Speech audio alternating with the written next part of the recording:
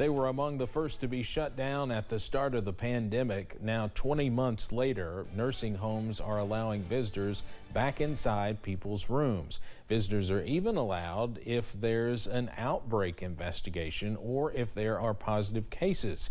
It's being changed because of the high level of residents who have received their vaccines or even booster shots.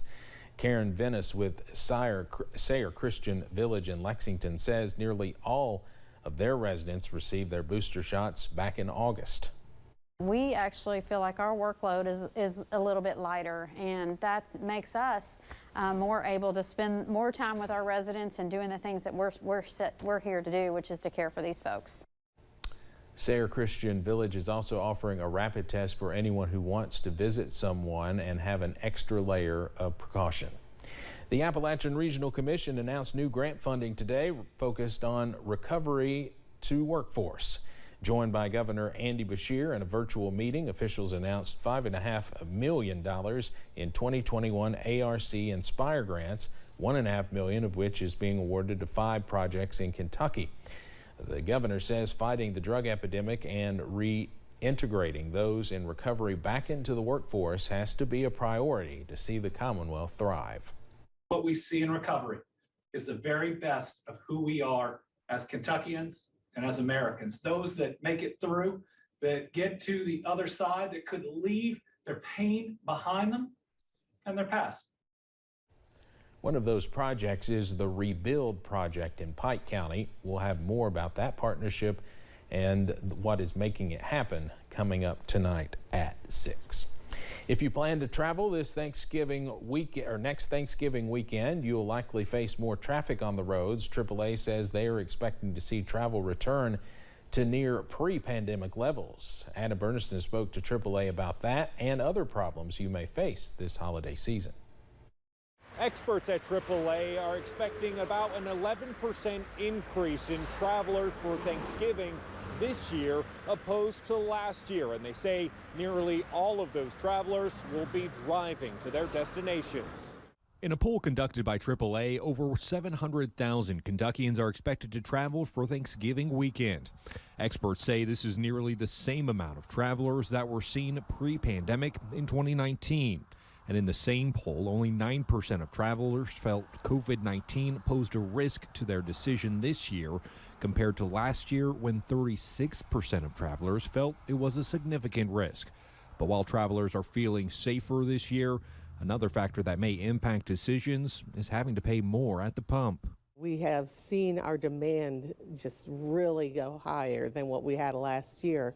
That's played into it. And then the OPEC Plus countries have decided not to increase production despite the higher demand. Now, because AAA is expecting so many of the holiday travelers to be driving this year, they're suggesting that you add a little bit of extra time to that commute as traffic is expected to be heavier.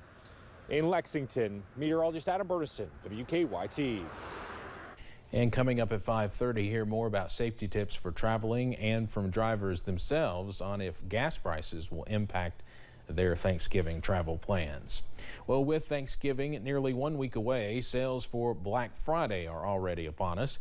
A time for saving money while celebrating holiday cheer is what many people look forward to about the yearly tradition. Despite the pandemic encouraging more online sales last year, financial experts say this year many people are looking forward to shopping not only online but in person.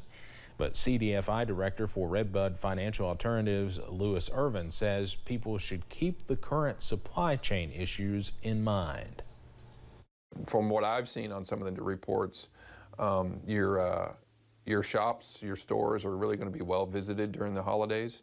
It's just whether or not people are going to be able to find what they want. And I think, and then they're going to revert to the online sales channels for that stuff, and they're going to find delays. Irvin encourages people to make financial sound decisions as they shop. He says people should stick to a budget, make a list, and be mindful of their credit.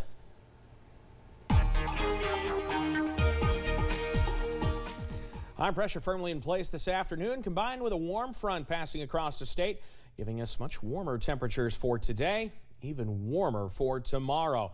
though we're watching a few clouds move in out there. Mountain Parkway at Slade, the sun's still shining, but you see some of those high clouds building in off in the distance.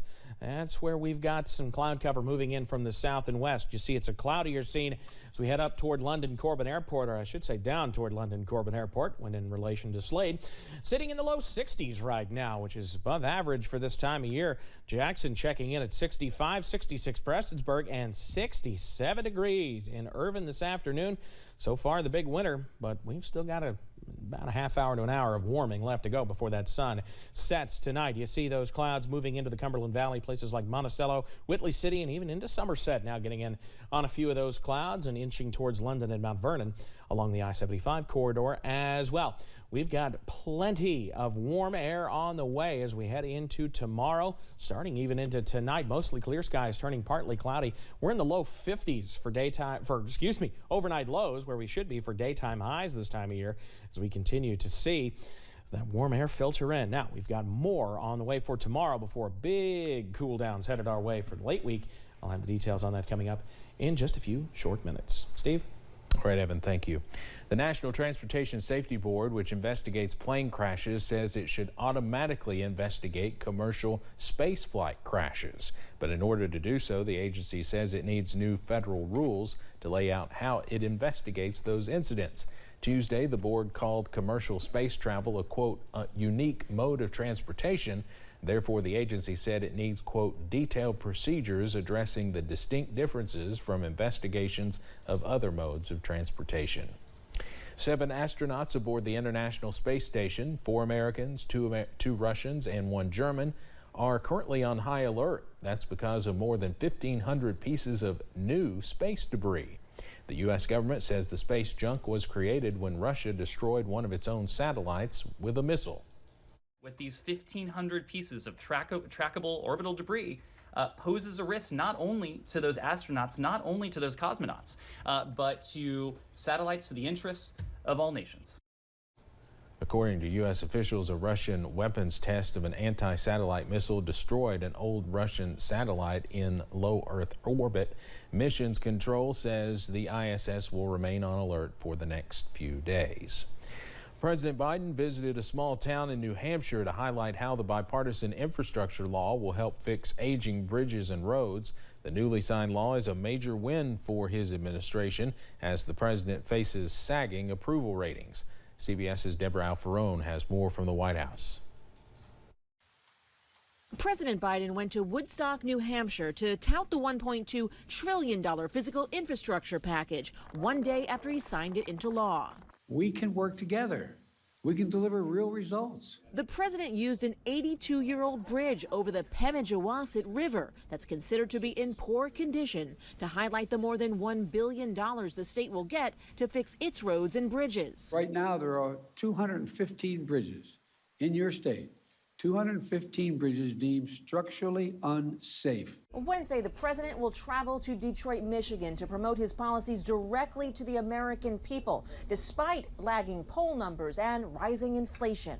The White House argues the president's nearly $2 trillion social spending and climate bill, named the Build Back Better Act, will help ease inflation, but Republicans oppose it. There's no part of our economy that can afford another massive dose of socialism. The country's awash in federal dollars. Some moderate Democrats, such as West Virginia's Joe Manchin, have also raised concerns over inflation as they await the bill's cost estimates this week from the Congressional Budget Office. We've seen the language from the House about what they would like to do, but then the score is going to justify whether that's doable or not. This week we will vote on the bill to build back better. House Speaker Nancy Pelosi joined demonstrators outside the Capitol as they called on Congress to pass the legislation. Deborah Alfarone, CBS News, Washington.